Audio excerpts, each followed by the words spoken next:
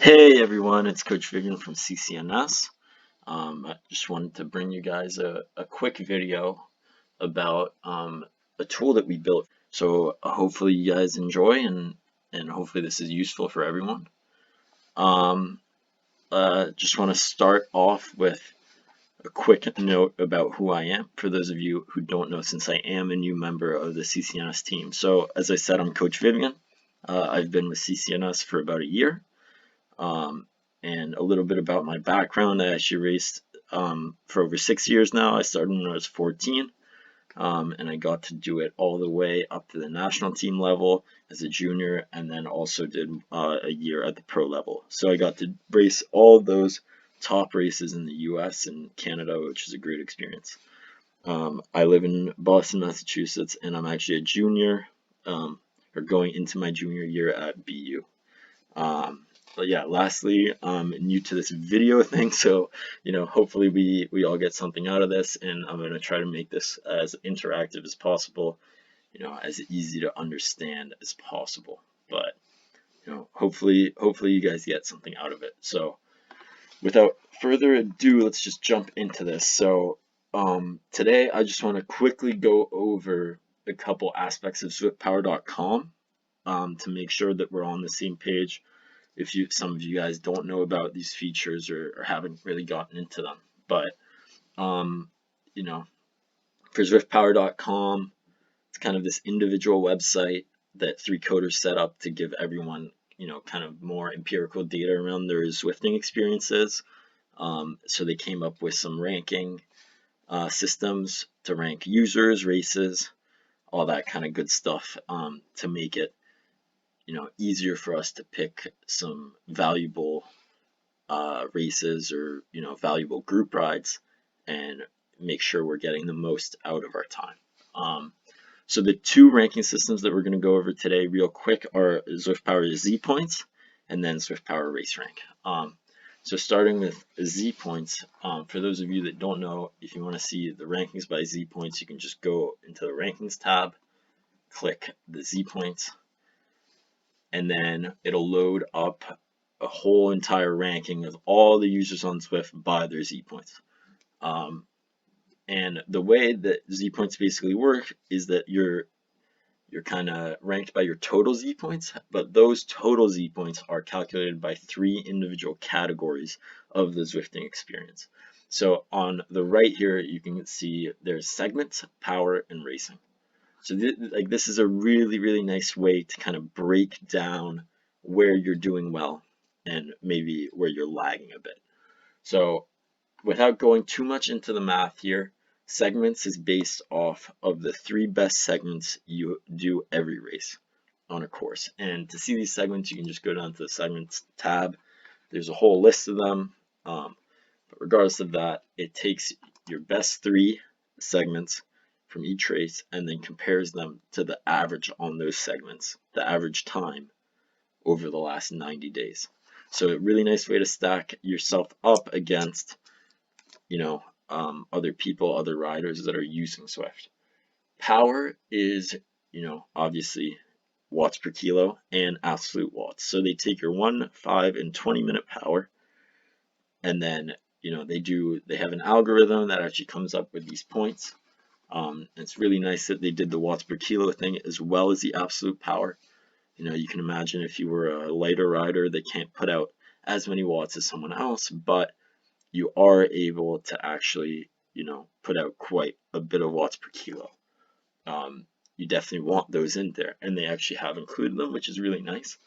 And then lastly, there's the racing category, which is obviously racing, and this is actually tied in with the race rank because they use your race rank score to calculate these Z points.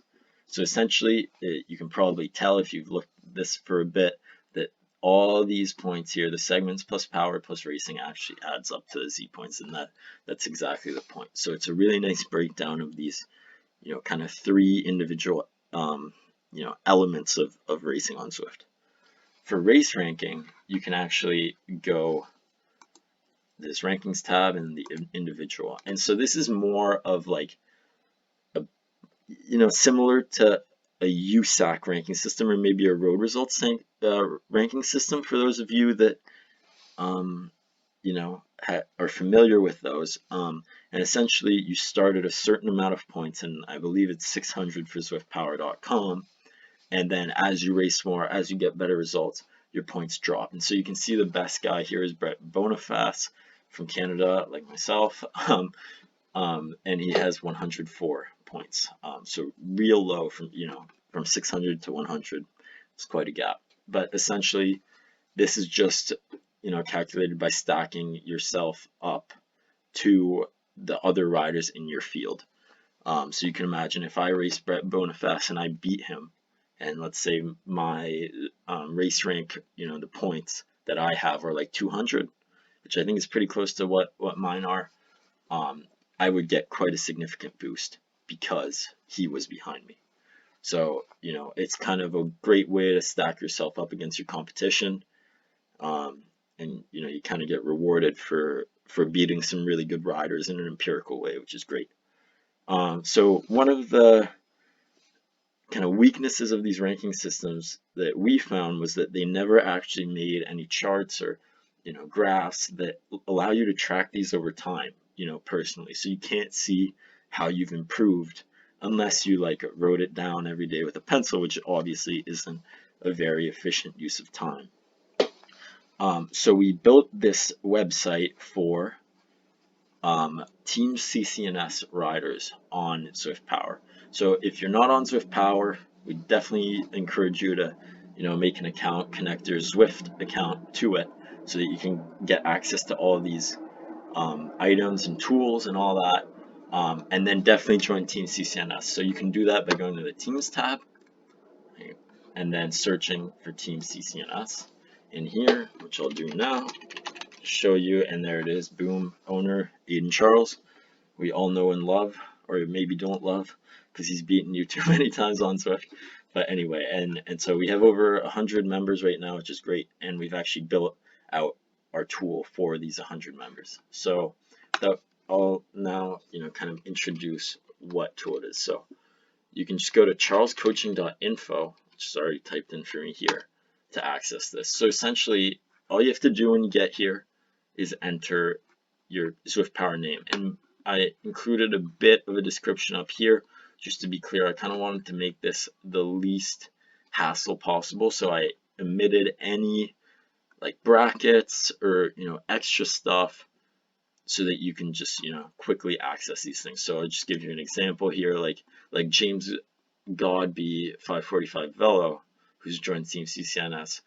He would just need to input James Godby into there.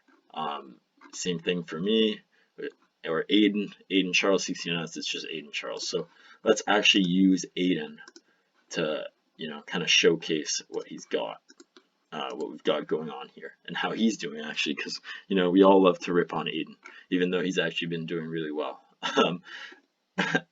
Anyway,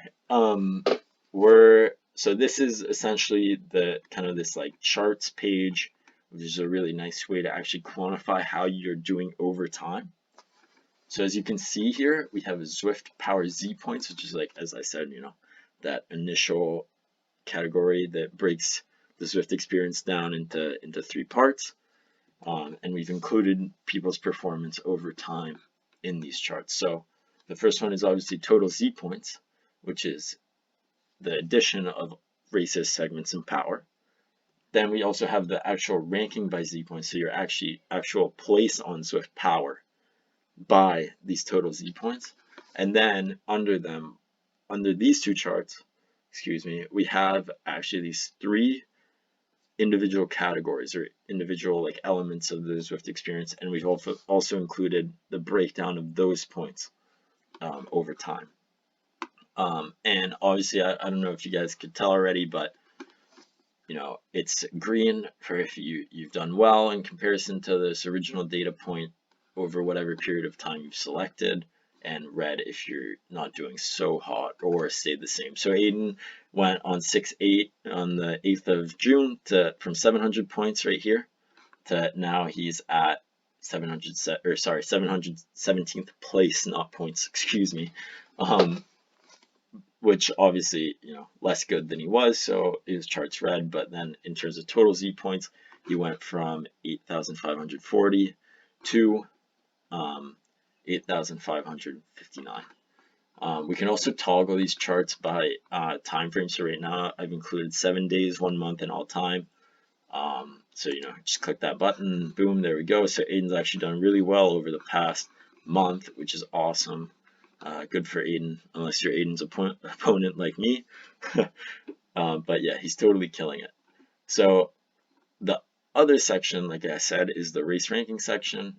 And this is essentially, right, just charting your Zwift Power race rank over time. So here we can see Aiden originally on the 30th of May, he was at 194.64 points, and now he's gotten all the way down to 182. So, he's doing great again. And then we actually also included the Zwift Power race rank historical data. So this is actually by every race that you've done recently. So Aiden's probably got about 20 in there because he races, once or twice a week because he's totally addicted, as am I, to be fair.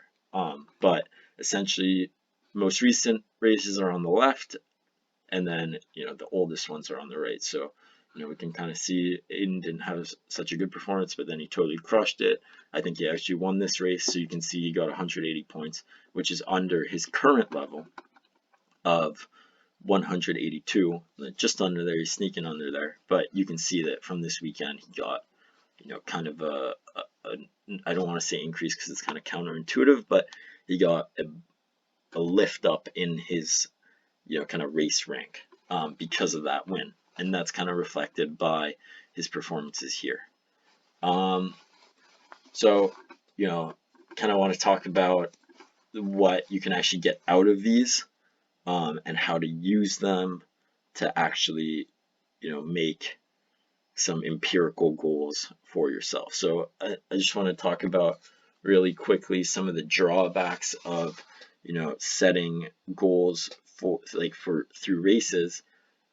Like, unfortunately for us, and like this is true for everyone no matter what level they're at, there's kind of there's only one way to really stack yourself up empirically in races, and that's really by just what place did you get. And that that's kind of lame because it's not always that simple, right? Like when I was new to the whole Zwift thing, and I'm sure that everyone can sympathize with this. It's like, whoa, like I got to get used to this whole new thing, and I have no idea what's going on. Like, why is the race starting out so hard for the first minute and a half? All that stuff. So it took me a while to figure out, and I probably actually had really bad results at first, and it took me a while to get used to it. So and through those times of kind of going back to the basic level of understanding and building everything up to the top level again. This is kind of referring to the hierarchical pyramid, of goals that we all go through every time we kind of step up or get introduced to a new thing. It's really nice to stay motivated by having empirical, kind of data to look at. So, for example, I could easily say, for example, right now, I totally want to crush it up Alpe d'Huez, okay? So a great thing for me to look at would be what's my performance on these Z points from segments during the last, you could say 30 days or even week if you want. If you're looking for kind of a short-term goal to hit, just have some fun and kind of send it on a segment. You could just take a look here and say, okay, like how am I doing in comparison to the other ones? And if I'm not doing so hot, then why don't I go send it up Alpe de Zwift in a race, so that and then I can see if I totally crushed it. You can kind of see empirically these 3 categories bump up a bit and see how you're doing over time, and you can totally trace your improvement on not only in terms of your physiology, but also in terms of your actual, I guess, your familiarity with the Zwifting experience. How well you actually are able to navigate through races, how well you can actually do with tactics on Zwift, which I didn't think existed, but they definitely do if you race it as a team and stuff like that. So these are really, really nice ways to kind of measure yourself in that respect. Another kind of really applicable thing that you could do is these ranking by Z points, so your actual place. How am I doing? I think Zwift Power has, I believe that they've actually put it in their, if I go to this events page here, I believe they have a total number of users, which I think is over like 100,000 as of now. I might not hit it, but hopefully I can hit it. Nope. Okay, well, unfortunately, I can't find it right now, which is kind of a bummer, but I know that they do have over like 100,000 users, which is just great. Like that's such a huge sample size for us to compare, our power and all that stuff too. So, or our abilities, in general, I guess. So this ranking by Z points is a great way to stack yourself up. Like Aiden being, right now he's 717th out of over 100,000 people, and that's just awesome. Like these are great ways to say that you're, I don't know. Actually interested to see where I am right now. I'm definitely not as good as Aiden, which is a bummer, but let's just check it out so that I can assign myself a goal, so you guys can kind of get an idea. So we can just go to the 1 month view. So I was at 1,300 and I did crack into the top 1,000, which was great. Just going back to the 7-day view here. So a week ago I was in the top 1,000 in 986th, sorry, and now I'm not. So, a great goal for me might be like, hey, I really want to get back into the top 1,000, like that, great goal to kind of set yourself. And this could be a near-term goal, it could be a long-term goal. So I might say, hey, I want to get in the top 750, like just for an example, as in 1 month or something like that. And definitely discuss these with your CCNS coaches, all that stuff. But then I can go down here in this individual breakdown and kind of decide, okay, where am I lacking the most? So my power is really good apparently, because I'm up to 3,096, which is great. But in the Z points from races, I only have 2,283. So probably just by racing more. And if you kind of want to know why this isn't so hot, the Zwift Power race rank historical data. So I haven't done that many races, right? And also I haven't done that many great races, as you can see. So my points are 219.29. So I only have about 1, 2. So I only have 2 that are under that are recent. So I need to race more and I need to get better results. So I maybe focus a little more on the tactics of Zwift and less on just putting out raw power for a certain amount of time. But this is a great goal for me to hit. I think that we can all find value in performing by this kind of empirical data, and like especially building it up to say, hey, like I know for a fact that I'm, like, say that I got to 750th place, I could say, hey, I'm 750th out of over 100,000 people, which is just awesome, and there's a whole host of other ways that you guys can kind of utilize this, but I think that kind of seeing the breakdown of your Z points from races, segments, and power, and also getting a sense of how many races you've actually done, how many races have actually contributed positively to your race rank, is something that's really valuable in setting goals. So, have fun with this tool. Like, hopefully you all get something out of it. Hopefully there's no technical issues. If there are, please, don't hesitate to send me an email at vivian@charlescoaching.com. If you're not actually registered with Zwift Power, obviously this won't work for you. You're going to get an error screen. But if you do sign up for Zwift Power and join Team CCNS, then we'll definitely kind of set this up for you so that you can also take a look at all this. And make sure that when you do sign up for ZwiftPower.com, you connect your Zwift account with your Zwift user ID. Maybe we can make a tutorial on that another time, but I think for now, I'll leave it here. This is probably quite a bit of information, but hopefully you guys got something out of it. So yeah, charlescoaching.info. Definitely check it out. Definitely talk to your CCNS coach about making some goals and kind of scheming up some races to do or some stuff like that. Cheers, guys. Appreciate the time.